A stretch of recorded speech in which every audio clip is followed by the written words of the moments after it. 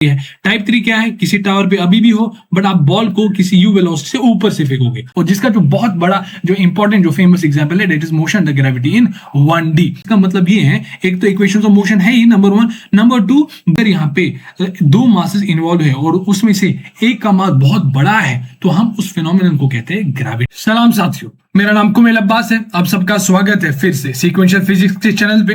तो आज हम नेक्स्ट इंपॉर्टेंट पार्ट डिस्कस करने जा रहे हैं, ओके, जिसका नाम है मोशन अंडर ग्रेविटी। आज की इस वीडियो में हम समझेंगे कि मोशन अंडर ग्रेविटी क्या है, इसके जो 4 केसेस है उसको समझेंगे और अच्छी तरह से सारी चीजों को कैलकुलेट करेंगे। तो हमारा जो आज का गोल है वो introduction to motion under gravity है। बेसिकली इसमें मैं आपको पहले कहानी बिल्ड करूंगा जो हमने अभी तक पढ़ा और जो हम पढ़ने वाले हैं उसके बीच में कनेक्शन क्या है।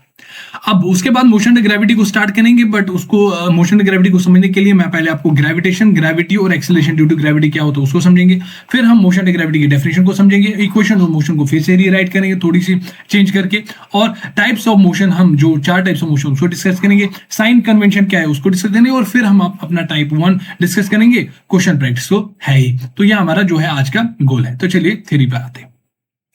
कहानी को हमने इस तरह शुरू की है कि मैंने आपको पहले ही बताया दो, एक्सेलरेशन जो है, एक्सेलरेशन के बेसिस पे मोशन के टाइप्स हैं, 2 टाइप्स है। कौन कौन से? एक है यूनिफॉर्मली एक्सेलरेटेड मोशन, दूसरा है नॉन यूनिफॉर्मली एक्सेलरेटेड मोशन। जब हम यूनिफॉर्मली एक्सेलरेटेड मोशन की बात करें, यहां पे थोड़ा समझे बात को कि जब हम 1D मोशन की बात करते हैं तो 1D मोशन कब पॉसिबल है? आप कहोगे सर 1D मोशन तभी पॉसिबल है या तो बॉडी अलोंग एक्स एक्सिस चले या पैरेलल टू एक्स एक्सिस चले, ठीक है। दूसरा आप कहोगे या तो बॉडी वाई एक्सिस चले या body parallel to y axis करे। मैंने कहा आपसे ये जो आप कह रहे हो अलोंग या तो बॉडी अलोंग एक्सिस चले या पैरेलल टू एक्सिस चले, क्या मैं इसको मतलब 2 स्टेटमेंट ना बोल के एक स्टेटमेंट कह सकता हूं कि जब बॉडी हॉरिजॉन्टल चले? कि आप कहोगे सर हाँ ठीक है, आप अलोंग एक्स एक्सिस या पैरेलल टू एक्स एक्सिस जगह ये भी बोल सकते हो कि जब बॉडी अलोंग हॉरिजॉन्टल चले। सिमिलरली जब आप ये भी कह सकते हो कि मतलब इस स्टेटमेंट की जगह क्या कि आप जब बॉडी अलोंग वाई एक्सिस चले या पैरेलल टू वाई एक्सिस, इसकी जगह जो है ना आप ये कह सकते हो कि जब बॉडी वर्टिकल चले। हाँ सर, ये कह सकते हो कि 1D मोशन तभी पॉसिबल है जब बॉडी या तो हॉरिजॉन्टल चले या वर्टिकल चले। ठीक है सर, ये समझ में आया। अब चूंकि हमारे पास 2 पॉसिबिलिटी है तो इसी के बेस में क्या, जब एक बॉडी हॉरिजॉन्टल चले और इसकी एक्सेलरेशन कांस्टेंट हो तो उस केस में हमने इसको डिवाइड कर दिया इसमें कि बॉडी यूनिफॉर्मली एक्सेलरेटेड मोशन तो है बट अलोंग हॉरिजॉन्टल नहीं, यानी बॉडी अलोंग हॉरिजॉन्टल चल रही है और एक्सेलरेशन जो है वो कांस्टेंट है। सिमिलरली बॉडी जो है अलोंग वर्टिकल चल रही है और उसकी जो एक्सेलरेशन है वो कांस्टेंट है। बॉडी जो है अलोंग वर्टिकल चल रही है और इसकी एक्सेलरेशन कांस्टेंट, उसको हमने uniformly accelerated motion along vertical रखा। और जिसका जो बहुत बड़ा जो इंपॉर्टेंट जो फेमस एग्जांपल है that is motion the gravity in 1D। हम motion the gravity in 2D भी पढ़ेंगे जब हम 2 डायमेंशन मोशन स्टार्ट करेंगे, जिसका नाम है प्रोजेक्टाइल मोशन, जो हम बाद में डिस्कस करेंगे। बट अभी हम motion the gravity in 1D discuss करेंगे, जो कि uniformly accelerated motion along vertical का बहुत बड़ा एक फेमस एग्जांपल है और हमारे सिलेबस में है। ठीक है, ओके सर, तो इनको मिटाते हैं। तो मैंने आपको यहाँ पे जो है ना मोशन अंडर ग्रेविटी की कहानी को यहाँ पे, यानी मोशन अंडर ग्रेविटी को यहाँ पे क्या कर दिया, इंट्रोड्यूस कर दिया। यहाँ पे इसकी एंट्री हो गई हमारी कहानी में। अब यहाँ पे जरा देखो, जब मैंने आपको कहा कि जब भी हम यूनिफॉर्म यानी एक्सेलरेशन जब कांस्टेंट हो तो हम यहाँ पे इक्वेशंस ऑफ मोशन का यूज करते हैं। तो अगर एक बॉडी हॉरिजॉन्टल चल रही है और इसकी एक्सेलरेशन कांस्टेंट है तो हम कहते हैं कि भाई हम इक्वेशंस ऑफ मोशन यहाँ पे भी लगा सकते हैं। आप कहोगे कि बॉडी जो है अलोंग वर्टिकल चल रही है, एक्सेलरेशन कांस्टेंट है, तो इस केस में भी हम इक्वेशंस ऑफ मोशन लगा सकते हैं। बट यहाँ पे चाहो तो आप इस तरह भी मतलब लिख सकते हो, इस तरह भी यहाँ पे भी लिख सकते हो। बट क्या है कि थोड़ा नोटेशन यहाँ पे है, ठीक है, उस नोटेशन का ध्यान रखो। क्या है कि अगर बॉडी एक हॉरिजॉन्टल चले तो उसके जितने भी पैरामीटर्स है, पैरामीटर्स मतलब चाहे आप वेलोसिटी की बात, फाइनल वेलोसिटी की बात करो, इनिशियल वेलोसिटी की बात करो, एक्सेलरेशन की बात करो, डिस्प्लेसमेंट की बात करो, ये जो सभी जो पैरामीटर वो अलोंग एक्स एक्सिस ही होंगी। अगर बॉडी अलोंग एक्स एक्सिस चल रही है, अलोंग हॉरिजॉन्टल चले, जितने भी जो पैरामीटर्स है वो अलोंग हॉरिजॉन्टल ही होंगे, अलोंग एक्स एक्सिस ही होंगे। तो हम यहाँ पे सिर्फ v ना लिख के हम थोड़ा और स्पेसिफिकली लिख लेते हैं vx, u ना लिखे ux, a ना लिखे ax, यहाँ पे sx, यहाँ पे ux, ax, यहाँ पे भी x। मतलब देखो इसको यहाँ पे देखो, अगर आपको मतलब मान लो मैं आपको ये दे दूं, ये सिर्फ ये दे दूं, इतना दे दूं, तो आप इसको देखकर क्या समझोगे? इसको देखकर क्या समझो? आप देखोगे सर ये तो इक्वेशंस ऑफ मोशन है, नंबर 1। नंबर 2 आपने x लोअर सबस्क्रिप्ट में लिखा है तो इसका मतलब ये है, एक तो इक्वेशंस ऑफ मोशन है ही number 1, number 2 body along horizontal चल रही है, आप उस पे ये इक्वेशंस ऑफ मोशन लगा रहे हो। ठीक है, ये नोटेशन यहाँ पे इसका ये मतलब है। सिमिलरली अगर एक बॉडी वाई एक्सिस में चली हुई वर्टिकल चल रही है तो जितने भी पैरामीटर्स है वो वाई एक्सिस के अलग होंगे, तो वी की जगह हम वी वाई लिखेंगे, u y a y s y u y a y v y this y this y this y. हाँ सर, तो सिमिलरली फिर से वही बात, अगर मैं आपको सिर्फ ये नोटेशन दूं तो आप क्या समझोगे, आप समझोगे इक्वेशन ऑफ मोशन तो है नंबर वन, नंबर टू आपने वाई वाई वाई लिखा, इसका मतलब ये जो इक्वेशन ऑफ मोशन है ये अलोंग आप वर्टिकल लगा रहे हो। कहने को आप सिर्फ इस तरह भी लिख सकते हो, you T plus half A T square, आप एक्स वाई नहीं भी लगाओगे, मन मन में ही कैलकुलेशन करोगे तो कोई यहाँ पे एरर नहीं है, कोई दिक्कत नहीं है। बस एक यहाँ पे नोटेशन की जरूरत है, ये मैंने आपको इंट्रोड्यूस कर दिया। इसकी जरूरत जब हम 2D स्टार्ट करेंगे तो वहां पे आपको फील होगा कि सर ने ये अच्छी बात कही यहाँ पे ही बोल के, ताकि आपको कोई डाउट ना हो। तो यहाँ पे मैंने आपको यूनिफॉर्मली एक्सेलरेटेड मोशन आप स्टार्ट कर दिया, इसका इंट्रोडक्शन दे दिया। मैंने आपको कहा जो सबसे फेमस एग्जांपल है जो हमारे सिलेबस में है, that is motion and gravity in 1D। अब मोशन एंड ग्रेविटी को समझने के लिए आपको दो चीजें आनी चाहिए। क्या है सर? मोशन और ग्रेविटी। मोशन क्या है उस पर चर्चा की, बट ग्रेविटी पे हमने चर्चा नहीं की। क्लास 10th में आपने समझा होगा, आपने पढ़ा होगा, बट फिर भी मैं यहाँ पे कह देता। ग्रेविटी को समझने के लिए आपको जनरल पहले फिनोमिना को समझना पड़ेगा, दैट इज ग्रेविटेशन क्या होता है। ग्रेविटेशन समझ में आया तो ग्रेविटी समझ में ही आएगी। हाँ सर, ग्रेविटेशन को समझते हैं तो देखो जरा मैं आपको समझाता हूं, क्या समझाता हूं। यहाँ पे एक एग्जाम्पल लेते हैं कि मान लो यहाँ पे मेरे पास एक बॉडी है जिसका मास है m1 और दूसरी बॉडी है जिसका मास है m2। ओके सर, हाँ ठीक है, मतलब कोई बड़ी बात नहीं है। तो इसका मास है m1, इसका मास है m2। ओके सर, ये जो है ये मैं यहाँ पे एक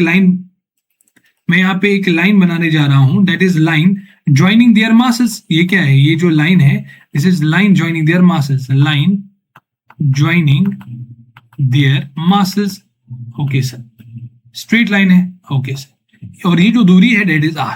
अच्छा, अब आइजैक न्यूटन सर जो कहते हैं वो क्या कहते हैं कि यूनिवर्स में जितने भी मासेस हैं तो वो क्या है, एक दूसरे के ऊपर फोर्सेस लगाते हैं।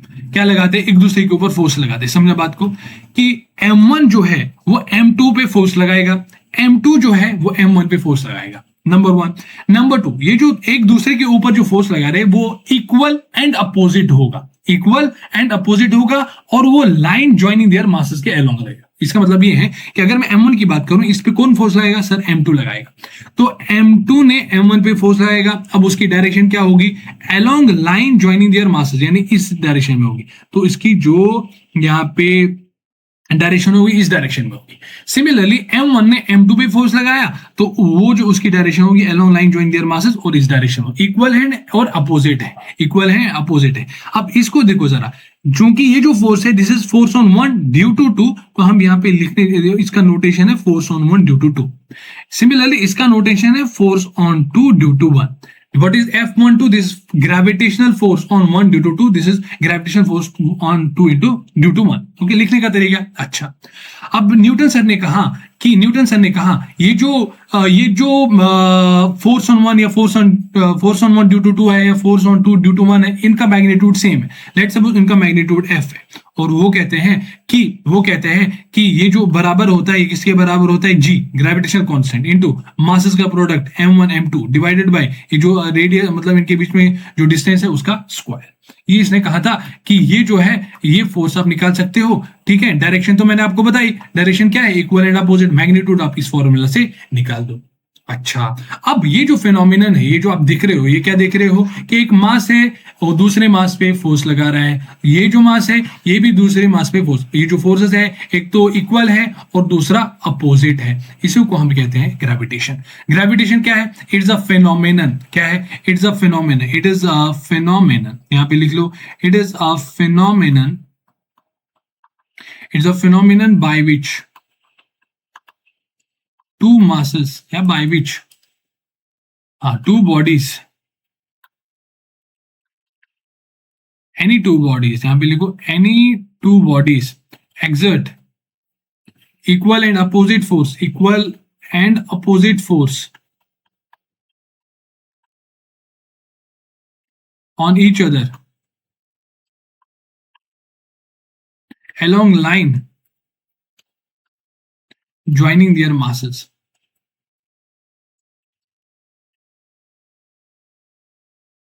ये मैंने आपको बताया। तो ग्रेविटेशन क्या है, एक फिनोमिनल है जिसमें एक बॉडी दूसरे बॉडी पे फोर्स लगाई है, दूसरी बॉडी इसी पे same force equal and opposite लगाती है, और उनकी जो डायरेक्शन है वो अलोंग लाइन ज्वाइन मास होते हैं। सर आइजैक न्यूटन सर ने कहा कि जो इनका जो मैग्नीट्यूड होता है वो सेम होता है, और वो जो है आप इस फॉर्मूले से निकाल सकते हो। अब जरा यहाँ पे कहानी को आगे बढ़ाते हैं, कहानी को इस तरह आगे बढ़ाते हैं कि मैं इसको कॉपी कर लेता हूँ। कॉपी करके मैं आप एक चीज और कर लेता हूँ, यहाँ पे कॉपी तो मैंने कर दिया, अब मैं इसको यहाँ पे पेस्ट कर लेता हूँ। पेस्ट करने के बाद मैं इसको इस बॉडी को हटा रहा हूँ, इस बॉडी को हटा रहा हूँ, और इसको m वन कह के यहाँ पे m सिर्फ m कह देता हूँ। अच्छा, ये करने के बाद क्या होगा, ये करने के बाद मैं एक यहाँ पे स्टेप कर रहा हूँ, मैं यहाँ पे एक बड़ी मास ले लेता हूँ। क्या ले लेता हूँ, बड़ी मास। यहाँ पे ये जो बड़ी मास मैंने ली, यहाँ पे मैंने ये अर्थ ले ली। क्या ले ली, अर्थ ले ली। ये क्या है, ये एक अर्थ है, ये क्या है, ये एक अर्थ है जिसका जो मास है वो m है, और जिसका जो रेडियस है वो r है। अच्छा, अब कहानी फिर से वही सेम है। क्या न्यूटन सर ने कहा कि दो मासेस है। अच्छा, ये इस पे फोर्स लगाएगा, ये इस पे फोर्स आएगा, दोनों का मैग्नीट्यूड सेम होगा, डायरेक्शन अपोजिट होगा। इसका मतलब ये है, इसका मतलब ये है कि अगर अर्थ ने इस पे F12 यानी this force on 1 due to 2 यानी this force on m due to capital M that due to this earth, तो ये भी इस पे फोर्स लगाएगा that is equal and opposite इस डायरेक्शन में। अच्छा सर, ऐसा होता है क्या सर? हाँ। अब चूंकि यहाँ पे जरा देखो, इसमें और इसमें क्या फर्क है, इसमें और इसमें ये फर्क है, यहाँ पे जो मासेस है ना वो बहुत कम है, इस यहाँ जो मासेस है वो बहुत, इसकी जो वैल्यू है वो बहुत कम है। ठीक है, 1 kg 2 kg 3 kg है, बट यहाँ पे जो ये मास है तो अभी भी कम है, बट यहाँ पे जो दूसरी मास हुई बहुत बड़ी होगी। ठीक है, यहाँ पे जो कैपिटल M है यानी मास ऑफ द अर्थ है वो बहुत बहुत बहुत बड़ा है स्मॉल m से।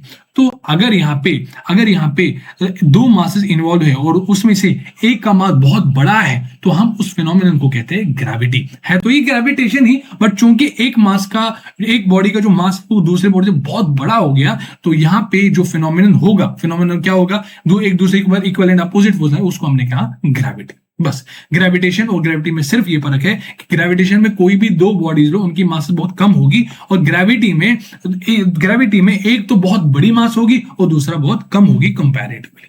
और यहाँ पे जरूरी नहीं है कि आप अर्थ ही लो, आप कोई भी सेलेस्टियल बॉडी, कोई भी प्लैनेट लो, उसको भी हम ग्रेविटी कहेंगे, बट जनरली हम अर्थ ही लेते हैं, तो हम अर्थ के केस में ही बात करेंगे।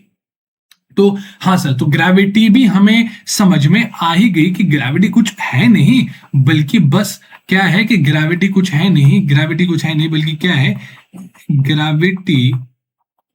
है, gravity it's also phenomenon, it is also a phenomenon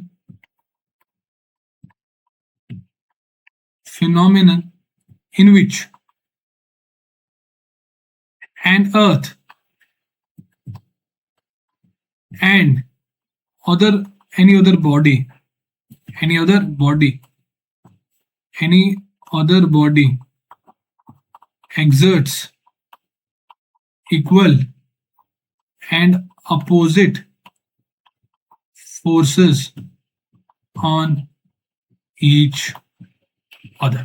तो यहां पे मैंने ये कहा कि ग्रेविटी का ये मतलब है, ये ग्रेविटेशन ही है, ये बस एक्सटेंडेड वर्जन ये है कि यहाँ पे एक अब यहाँ पे जरा देख, मान लो यहाँ पे ये अर्थ है, यहाँ पे समझना कहानी को। अब ये इंपॉर्टेंट है जो मैं कहने जा रहा हूं, ये अर्थ है, ठीक है सर, ये अर्थ है, मान लिया, आपने कहा तो हमने मान लिया, और ये कोई छोटी सी मास है, यहाँ पे ले लो, बॉल ले लो जिसका मास कोई 1 kg है, 2 kg है, बॉल ले लो। अब इसका मास m है, इसका रेडियस कैपिटल R है। अच्छा, इससे पहले कि मैं ये बता दूं, क्या यहाँ पे आप ये बता सकते हो न्यूटन बाई सब की हेल्प से, यहाँ पे जो है this is force on 1 due to, this is force on 2 due to 1, ठीक है, इन दोनों का मैग्नीट्यूड क्या होगा by universal law of gravitation, that's F that is G capital M small m, यानी दोनों मासेस का product divided by R square. अब R जो होता है ना, बेसिकली देखो यहाँ पे जो R होता है, ये जो डिस्टेंस होता है, that is distance from centre of one mass to centre of second mass. ऐसा नहीं कि यहां से बाहर से आपने ली, नहीं, from centre of one mass to centre of another mass, वो जो डिस्टेंस होती है। सिमिलरली यहाँ पे सेंटर ये है, और इस सेंटर से इस सेंटर के बीच में क्या है, देखो यहां से लेकर यहां तक तो R है, फिर यहाँ पे एक और R ऐड हो जाएगा, that is radius of this, that is this. So यहाँ पे जो डिस्टेंस है फ्रॉम सेंटर टू सेंटर वो R नहीं बल्कि R प्लस R है, तो यहाँ पे R प्लस R का होल स्क्वायर हो जाएगा। बस ये क्या कहने वाली बात है। अच्छा, ये कहने वाली बात है, बट यहाँ पे जरा देखो, ठीक है, यहाँ पे थोड़ा मैं इस पे चर्चा कर लेता हूँ। पहले इसको नीचे कर लेता हूँ, इसको नीचे, अरे नीचे हो जा भाई, 1 मिनट कर दे, क्यों नहीं हो रहा नीचे, बग बग, डिलीट हो जा, बग। ओके, यहाँ पे जरा देखो, ये तो फोर्स आपने लिखा है by Newton law of gravitation, universal law of gravitation.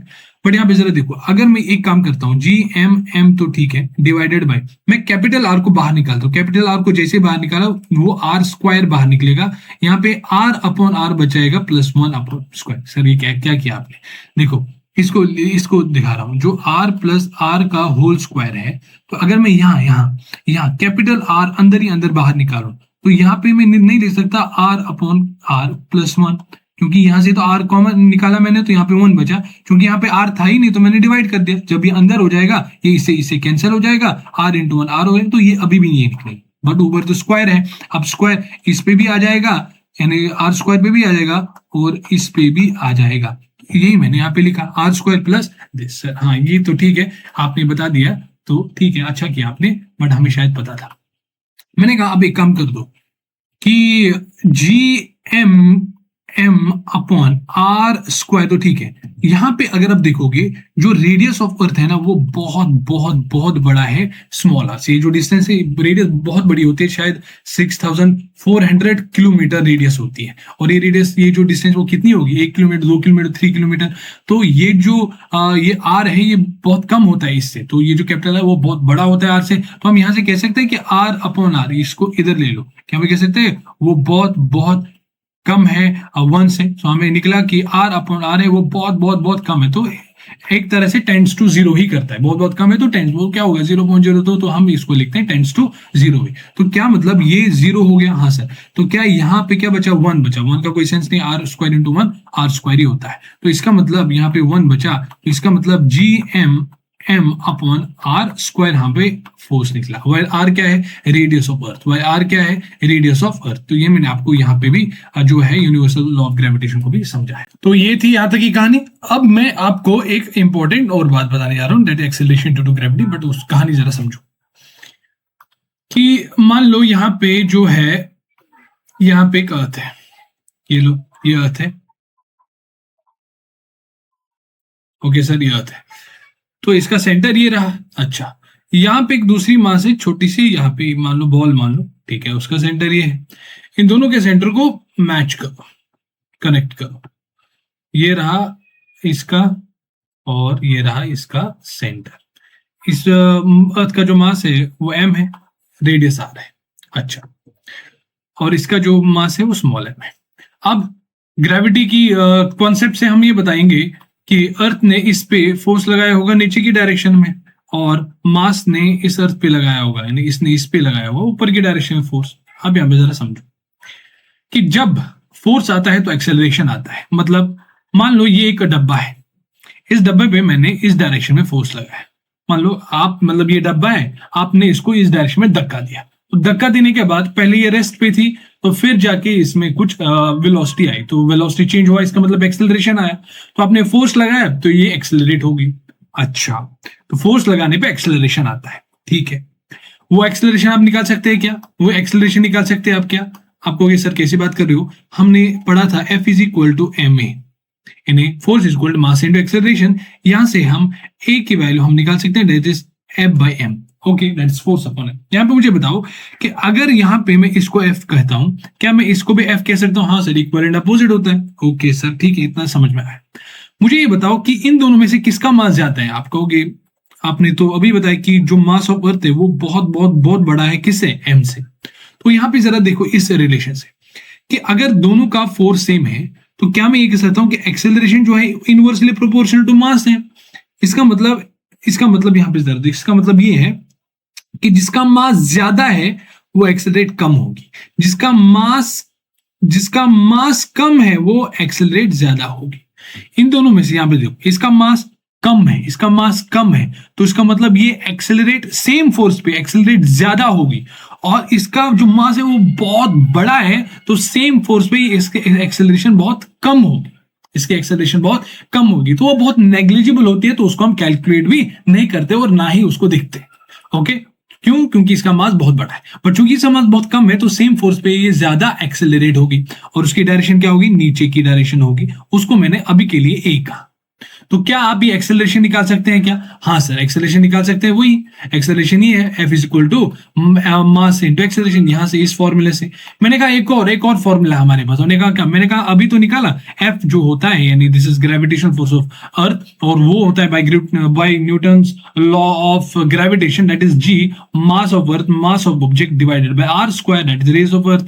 तो क्या यहां से भी एफ निकला? क्या यहां से भी एफ निकला? एफ यहां पे भी है, एफ यहां पे भी है, तो क्या मैं इन दोनों को इक्वेट कर सकता हूं? हाँ सर, इक्वेट तो कर सकते हो। इसका मतलब mass into acceleration of the body is equal to mass of earth mass of object radius का स्क्वायर। क्या यहां से मास से m गया, तो क्या एक्सेलरेशन की value G M upon are square आ गई? हाँ सर। अब यहाँ पे सीधा खेल जा रहा है, देखो g जो है वो भी कांस्टेंट है, g जो है वो भी कांस्टेंट है, मास जो है मास ओवर वो भी कांस्टेंट है, नेट से निकाल दो वैल्यू, r जो है वो भी कांस्टेंट है, नेट से निकाल दो वैल्यू। जब आप तीनों की वैल्यू निकालोगे, ये जो वैल्यू निकलती आती है ये अप्रोक्सीमेटली 9.8 मीटर पर सेकेंड स्क्वायर होती है, जिसको हम कैलकुलेशन में कभी कभार हम 10 मीटर पर सेकेंड स्क्वायर लेते हैं कैलकुलेशन के लिए। ठीक है, क्वेश्चन में गिवन होगा आपको कौन सी वैल्यू निकालनी। अच्छा, ये जो ए की वैल्यू 9.8 आई ना, अब ए को हम ए नहीं लिख ले, यहाँ पे इसको हम एक फेमस नाम देते हैं, that is G. What is ji?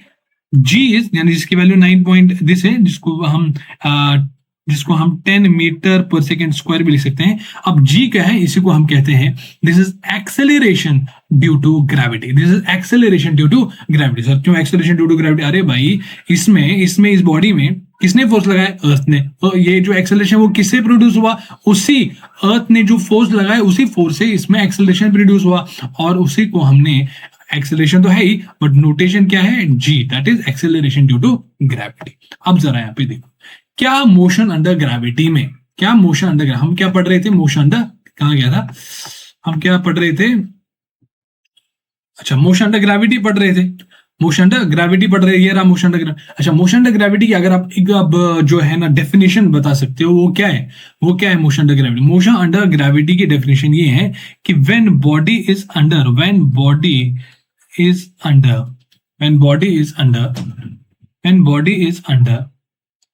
1D motion only, या इस तरह लिखो, when body is performing one dimensional motion only under the influence of gravity।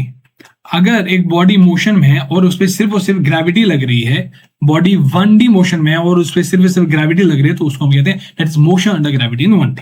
ठीक है, हमने इन सभी को समझा। देखो, हमारी कहानी थी मोशन अंडर ग्रेविटी को समझना। मैंने कहा कि मोशन को समझा हमने पहले, फिर ग्रेविटी को समझाया। ग्रेविटी को समझाने के बाद मैंने आपको मोशन अंडर ग्रेविटी की डेफिनेशन बताई, और डेफिनेशन बताने के बाद ये आया एक्सेलरेशन ड्यू टू ग्रेविटी की कहानी।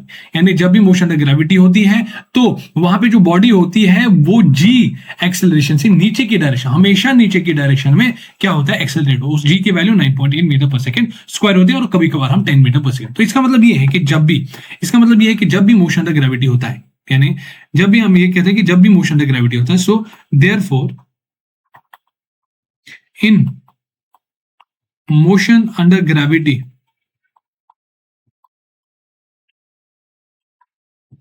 acceleration remains constant throughout, ठीक है, थ्रू आउट कॉन्स्टेंट रहती है, और वो एक्सेलरेशन की वैल्यू 9.8 मीटर पर सेकेंड स्क्वायर होती है। वो भी, या आप 10 मीटर पर सेकेंड स्क्वायर भी लिख सकते हो, वो भी हमेशा नीचे की डायरेक्शन में रहता है। हाँ सर, ये तो आपने बताया, ठीक है। अब जरा देखो, हमने जो, अगर एक्सेलरेशन कांस्टेंट है तो क्या हम यहाँ पे इक्वेशंस ऑफ मोशन निकाल सकते हैं क्या? हाँ सर, इक्वेशन ऑफ मोशन तो लगा सकते हैं, that is v is equal to u plus t, v, और चूंकि y में है तो मैं लिखता हूँ vy is equal to uy, और a की जगह क्या मैं g लिख सकता हूँ? हाँ सर, और g की डायरेक्शन हमेशा नीचे की डायरेक्शन होती है, तो मैं उसको माइनस, अगर मैं ऊपर को प्लस लेता हूँ तो नीचे डायरेक्शन माइनस हो जाएगी, तो माइनस g टी आ जाएगा, और एस वेक्टर एस की जगह मैं एस वाई लिखूंगा, और यहाँ पे यू वाई टी, और यहाँ पे भी minus half G T square आ जाएगा, और यहाँ पे V Y square minus U Y square equal to minus two G S vector. अच्छा, यहाँ पे जरा देखो, जो हमने v equal to U plus A T पढ़ा था, S equal to U T plus half A T, उसमें क्या किया मैंने, यहाँ पे क्या अलग किया, बस a को माइनस जी से रिप्लेस कर दिया। हमारे पास equations of motion for the motion the gravity आ गई। सो मोशन द ग्रेविटी में कुछ भी नहीं करना है, जो हमें इक्वेशन ऑफ मोशन है वहां पे a की जगह g डाल दो। ओके, ये था rewrite of the equations. Okay, rewrite of equations of the motion. ठीक है, हमने सभी पढ़ा, मोशन द ग्रेविटी हमने पढ़ा। अब यहाँ पे देखो जरा, मोशन अंडर ग्रेविटी जो है ना उसके टाइप्स है। ठीक है ना, मोशन अंडर ग्रेविटी मतलब क्या, हम बॉडी को वर्टिकली फेंक रहे हैं। अब वर्टिकली फेंकने के कुछ टाइप्स, या तो आप ग्राउंड पे हो, आपने कोई बॉल ली, आपने उसको इनिशियल वेलोसिटी ऊपर की हो, तो आपने फेंकी, तो क्या होगा, ऊपर ऊपर जाएगी, फिर नीचे नीचे आएगी। आप कहोगे सर ये तो ऐसी जानी चाहिए, ऊपर ऊपर, ये तो ऐसी जानी चाहिए थी, ऊपर ऊपर ऊपर और नीचे इस तरह, इस डायरेक्शन में। आपने ये क्या कर दिया, इसको मोड़ दिया। मैंने इसलिए मोड़ा क्योंकि मैं ऊपर जाने की जो पाथ है और नीचे जाने की जो पाथ है उसको अलग करने की कोशिश कर रहा था, इसीलिए। वरना जाएगी तो इस डायरेक्शन में ऊपर, फिर नीचे इसी डायरेक्शन में आएगी, बस पाथ अलग अलग दिखाने के लिए मैंने ऐसे किया। तो हमारा टाइप 1 ये है कि आप इसी बॉडी को initial velocity you from the ground फेंक रहे हो ऊपर की। टाइप 2 क्या है, आप किसी टावर पे हो जिसकी हाइट h है, आपने बस बॉल को ड्रॉप कर दिया। टाइप 2 हमारे ये है। टाइप 3 क्या है, किसी टावर पे अभी भी हो, बट आप बॉल को किसी यू वेलोसिटी से ऊपर से फेंकोगे, ऊपर की ओर फेंकोगे, तो क्या होगा, वो ऊपर की ओर जाएगी, फिर नीचे आ जाएगी। अच्छा, फिर टाइप 4 क्या है, सेम टावर है, हाइट h है, आप बॉल को ना ही ड्रॉप कर रहे हो, ना ही ऊपर की ओर फेंक रहे हो, बट जस्ट नीचे की यू वेलोसिटी से फेंक रहे हो। सो हमारे 4 टाइप्स यहाँ पे तैयार हुए। तो हमारा यहाँ पे ये हमारा तैयार हुआ। अब हम जो है नेक्स्ट वीडियो में वर्टिकली अप, यानी ये जो है ये स्टार्ट करेंगे, that is when an object is thrown vertically upwards from the ground. यानी ये हम इसको डिस्कस करेंगे, इसके सारे पैरामीटर्स ये जो है वो कैलकुलेट करेंगे। उसके सवाल यहाँ पे आपको दिख रहे होंगे, जी मीन सब है, कोलिजन प्रॉब्लम है, कीचेन प्रॉब्लम है, सिमेट्री प्रॉब्लम है, फिर हम ड्रॉप डाउन प्रॉब्लम, यानी जब हम बॉल को यानी वर्टिकली डाउन, फिर हम करेंगे टाइप 3 प्रॉब्लम। सारे हम प्रॉब्लम्स डिस्कस करेंगे आगे आने वाले लेक्चर्स में। तब तक के लिए अपना ध्यान रखिए, स्वस्थ रहिए, धन्यवाद।